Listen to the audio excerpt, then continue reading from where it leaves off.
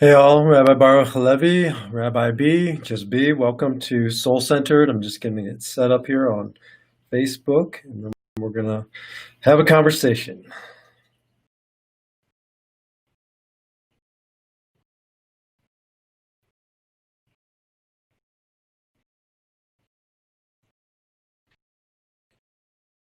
All right. So again, welcome to Soul Centered. I'm not going to do total introductions like I have been doing, getting to know a lot of you.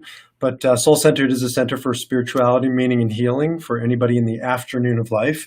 Afternoon of life is taken from Carl Jung's idea that life can be divided into really two distinct stages, morning and afternoon, and different goals, different rules, different tools. And when we live by the wrong rules in the wrong phase, we suffer and we cause suffering. And so I work with people to help them shift from the morning rules to the afternoon rules. We don't even realize we're carrying around a lot of these rules, most of these rules, and we wonder why we're not winning, even if we're winning by outward standards and other people's standards. Hey, Scott Chapman, what's up, brother? We're not winning by our own standards, by our soul's calling, our ultimate purpose for being here. And so helping people navigate through the crossroads of life into the afternoon of life. And in the afternoon of life, we come across many, many what I call life's T's, transitions, trials, traumas, tests, tragedies. And in order to navigate those, the tools we need are complex. And yet, I boil them down to very simple tools, very simple formula. And they've gotten me through in my life. And I'm going to share one of them with you. I'm going to share what I call name it, face it, replace it. It's what I've developed in my own journey, especially around loss. Loss is all throughout our life, but especially in the afternoon of life. And it's not just the loss of a loved one, so I will talk about that. It certainly is. But there's loss of job, or even if we're in our job and we're succeeding in our job, loss of meaning in our work, or it's changing. Our values are changing, our priorities are changing. And so there's all kinds of loss of relationships of all kinds, divorce, friendships. When you do this work of soul centering and finding your meaning and your purpose, sometimes we lose friends or so-called friends. We lose people around us who can't be with us or won't be with us as we grow in this direction. There's also all kinds of finding on the other side of loss, discovery that makes it worth it. And I haven't met anybody whom I've worked with or I've gotten to know who's made their life into a journey into the afternoon of life who regrets the sacrifices that are necessary sometimes in the growth process. So I want to talk to you today about name it, face it, and replace it as it relates to death in general, loss in general, but death in particular. I gave this talk this week to I got to look it up, hard name, the Metro Area Suicide Prevention Coalition in Omaha, Nebraska. Great organization doing amazing work. The Metro Area Suicide Prevention Coalition, just call them the coalition, are basically first responders after a suicide in the Omaha community across the board, from the sheriff's department to Jewish Family Service and everybody in between. And they asked me to speak both professionally and personally. I think most of you know, I am a survivor of loss by suicide, not once but twice. And I told my story there. I'm not going to tell it all here. I wrote a book on it called Spark Seekers, Mourning with Meaning, Living with Light. When I was 15 and a half years old, my paternal grandmother killed herself. And then my father descended in his life, losing or throwing away his life, his marriage, his friends, his community, and ultimately taking his life 16 years ago this October. And it was a painful and brutal journey, both watching my father descend, but also seeing that he didn't have the tools that he needed in order to survive and thrive. I'm fortunate for 1,000 different reasons that I've found those tools and gathered those tools and applied them to my life and lived a very different life and committed myself to helping others make different choices in their life. And so whatever loss you're going through, this formula, although it's simple, it is not simplistic. It's profound. Name it, face it, replace it. And I talked to the coalition, which I'm going to tell you about. I'm going to go through it a little bit faster because I spoke with them for a half hour. I'm not going to keep you on the line for a half hour, but I am going to share with you this formula. So what does name it? right? Naming it is what it sounds like. It's naming it. It's giving it voice. You see, one of the reasons why my father took his life, not the only reason certainly, but a profound reason, is because we couldn't name my grandmother's suicide. Literally, we weren't allowed to name it. We weren't allowed to talk about it. I grew up at a time, like many of you, where these things were still off limits. They're even off limits today. There are certain areas of life that are still taboo. Not many, but a handful. And one of them is death in general. We don't talk about it. We still kind of shush it away, and suicide in particular. When I was a synagogue rabbi, I counted once, about 500 funerals. I would say maybe 15, 20 of them were suicide. Guess how many I was allowed to use the word suicide? 0. Not once. And I would always ask because I had been there and I know the importance of naming it. I was never allowed to use the word suicide, a drug, overdose, an accident, but never a suicide. How can you tame it, as they say in the recovery world? How can you work with it and move through it if you can't name it? We've got to use language to communicate with other people, and we've got to use it to communicate with ourselves. If you want to move through anything, any of life's transitions, trials, traumas, tragedies, whatever you're facing, you've got to be able to talk about it, to name it. There were so many things in my home that were off limits to talk about. Weren't allowed to talk about my grandmother's depression or my father's depression. Divorce. At the time, I think most of my aunts and uncles, later on, almost all of them were divorced. My parents ended up divorced. My grandparents probably should have ended up divorced. They didn't. We didn't talk about divorce. We didn't talk about depression. We didn't talk about loved ones' sexuality. Everything was off limits, and especially her suicide. My father started to plummet, and I just remember watching him decay in the silence. I wrote out the lyrics to Simon and Garfunkel's song, Sounds of Silence. Right? Silence, like a cancer, grows. And it does. If you don't deal with it, it will destroy your life slowly, like a rust on a car, corrosive, slow, but methodical. And so whatever you're facing, maybe it's a struggle-filled relationship, maybe it's an addiction, maybe it's depression, whatever it might be, if you can't name it, you can't tame it. You got to give it voice. You got to give it words. Take back your power from the darkness and the dark silence. The Christian Bible, the New Testament, in the Gospel of John, it says, "In the beginning was the Word, and the Word was with God, and the Word was God." Right? Word in the biblical tradition is powerful. You know what the word for ark is? The ark that Noah built? Teva. Teva also means word. You know what the basket for Moses was put in, sent down the river? Teva, a word. Right? What does that mean? These were times of great destruction, not the least of which came through silence. There was silence as atrocities were happening all around. The Egyptians were enslaving the Israelites, and there was a silence, a deafening silence. Moses came along and helped people find their voice. Moshe literally means to draw forth. He was put into the basket, which symbolizes voice and words and reclaiming our power. And that set forth a revolution that ultimately led the Israelites out of Egypt. It began with shattering the silence and taking back the power of voice. You can't tame it if you can't name it. And so whatever you're dealing with, number one, you have to be able to name it, whether it's comfortable or not, and I'm sure it's not. If you can't communicate about it with others, then you ultimately can't go to the next step, which is to name it and face it. So face it. So you name the darkness, right? And I don't care what kind of dark you're talking about. It could be depression, it could be divorce, it could be death, loss of a loved one to suicide, addiction, struggles with your professional life, your sexuality, whatever it might be. If you don't name it, the darkness descends into your life. Once you name it, though, once you have the courage to face it or to name it, you can then face it. So, Rabbi B, I get it. You had it. I understand the naming it. But what about facing it? Like, who doesn't face the struggles in their life when they present themselves? A lot of us, most of us, all of us, at some times, in some ways, avoid it.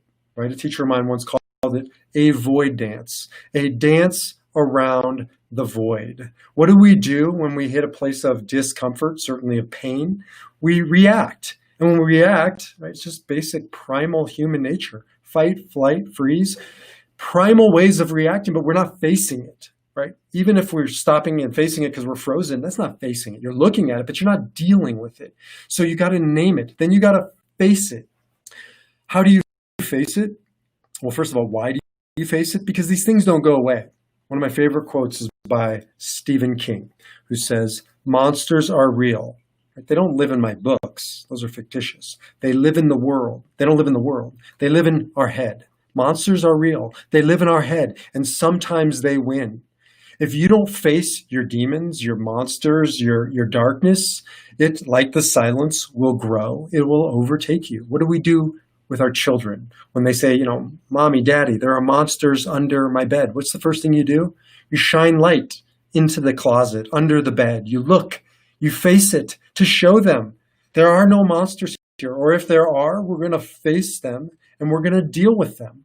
And so ultimately, that's how you deal with grown-up monsters, the darkness, in whatever form it's presenting to you. You name it and you face it. But it's not easy to face it. And so much in us is going to tell us to do the void dance, to numb it, to distract ourselves from it, sometimes in socially acceptable ways. It can be shopping, it can be television, it can be food, it can be less socially acceptable ways, all kinds of narcotics, illicit drugs, and everything in between. There are 1,000 ways to do the void dance, to dance around the void, but the only way through the void is through the void. And you can't go through it if you can't face it. It takes courage to go into the darkness. Oftentimes a darkness that we are in part responsible for. Not always, or not completely, but partially. It's hard to look at yourself, to look at the shadows, to look at the destruction that we have all caused, and especially when we're lost in the darkness. But that's how it begins, to be able to articulate it, to name it, and then to face it. And then last but not least is to replace it. And this is one that gets overlooked. Going to name it, going to talk about it, going to go to therapy. And there's so many people who go to therapy and talk about it, but don't necessarily face it. But if they do face it, it's not enough, and they don't replace it. So what do I do with myself and my clients? I did this 500 times. The 500 funerals that I officiated at, I always ended with replacing the loss with something bigger, and I'll come back to that, than the loss. Let me tell you a quick story. It's about a man named 119104. That wasn't his name, but that's what the Nazis tried to call him.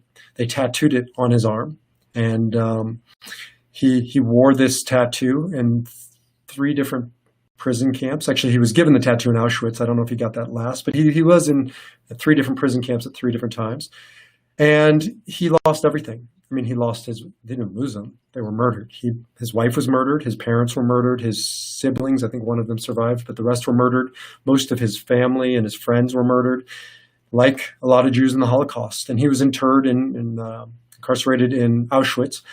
But he wrote the following: "We who lived in the concentration camps can remember the men who walked through huts comforting others, giving away their last piece of bread. They may have been few in number, but they offer sufficient proof that everything can be taken from a person but one thing, the last of human freedoms: to choose one's attitude in any given set of circumstances, to choose one's own way." That is taken from a book called Man's Search for Meaning, and the man's name was not 119104. He would never allow the Nazis to make that his name. That was just a number they burned on his arm. His name was Dr. Viktor Frankl, and he ended up creating logotherapy. Logo means meaning. Therapy is therapy, and that's what I practice. Logo also means word, which is interesting, meaning and word. But the bottom line is, he taught people and really instilled in me, and I've been just profoundly impacted by his work, that we can get through anything if we have meaning and if we have purpose. And I come back to loss, because if that's where the journey ends, with the loss of a profession, the loss of identity, the loss of a relationship, the loss of a loved one, there's really nowhere to go. The best we can hope for is to survive. But if you want to move beyond that, you've got to replace it with something bigger than the loss. You've got to replace it with what is found, not what is lost. And there's a lot that can and must be found in the darkness, sometimes only in the darkness. A lot of people think that darkness is devoid of the divine sparks of possibility and purpose and meaning. Absolutely not. I would say that is where the divine is most often and readily found, in the darkness. Our job is to go into the darkness, to become spark seekers. It's my book that I wrote, Spark Seekers, Morning with Meaning, Living with Light. We become spark seekers, taken from Kabbalah, going into it to find those sparks. No matter what darkness you're dealing with, you got to name it, you got to face it, and you got to replace it. And the only way to replace it is to go into the darkness and to keep searching. And you will find how you are supposed to replace it. It doesn't mean you replace your loved one, God forbid. You don't go out and buy a new dog just because your old dog died. There may come a point in time when you are getting another dog, but you're not replacing the previous dog that you loved and lost. You're just adding that dog into your life because that's what love does. And you didn't want your love to die with your dog. I use a dog because it's probably safer and easier than a person for a lot of people, but not for everybody. The bottom line is the point, the principle is true. You've got to replace the loss, not the person. How do you replace the loss? By discovering not the darkness, but the light, the sparks of possibility and purpose and meaning. So maybe it means loving even more, right? Your loved one has died, and now the grandchildren have one less grandparent. So then you go into those relationships, not withholding love because you're broken and hurt, but giving more love because your partner isn't here to share that love. And maybe it's living more fully or fiercely. I was afraid to go do something. I was afraid to do something that I promised a friend of mine I would do. And he died, and I hadn't done it. And when he died, I committed to myself to go do it. I'll tell you about it, what it was another time. But I committed. Why? Because I wanted to replace the loss with something that was found, which was deeper courage within me. When we lose something, we've got to name it, we've got to face it, and we've got to replace, not the person, not the thing lost, but replace it with a bigger purpose and meaning. And that's what we're here to do. We are here to not survive. Survival is a starting point, but I counsel people all day long on moving beyond surviving. You cannot spend your life in survival. It's like triage. It has its place on the battlefield where you have to deal with this life or death situation, but you can't live in triage. You can't live in survival mode. It's not enough. If you lost a loved one to death in general, suicide in particular, you don't serve them by remaining in the darkness. You serve them by moving back into the light. Now, I'm not saying bypass the darkness at all. You got to go through it. It's got a certain amount of time. It requires a certain amount of effort, but there comes a point where you have to stand up out of the darkness and replace it with something bigger than the loss. And you serve your loved one, right? You serve them by living more fully, loving more fiercely, finding your courage, your voice, your purpose, and going out into the world in their honor. I call it carrying the fire, carrying them forward in living this way. And so this is it. This is the formula: to name it, to face it, and to replace it, no matter what darkness you are dealing with. And if you're in the afternoon of life, if you haven't dealt with darkness, then you're probably not in the afternoon of life. But if you have dealt with darkness, you probably are in the afternoon of life. And if you're in the afternoon of life, it doesn't have to be a time that is scary, that is downsizing and diminishing and getting smaller and getting weaker. On the contrary, this is the time that can be the most impactful, the most important, and the most inspirational if we have new goals and new rules and new tools to navigate a new phase of our life. I would love to hear from you, your thoughts on this, your thoughts on your tools and your rules in the afternoon of life. I would love to work with you. So if you want to reach out to me, send me an email at rabbib at mysoulcentered.org. Go to mysoulcentered.org, shoot me an email, or just Google Rabbi B, you'll get my website.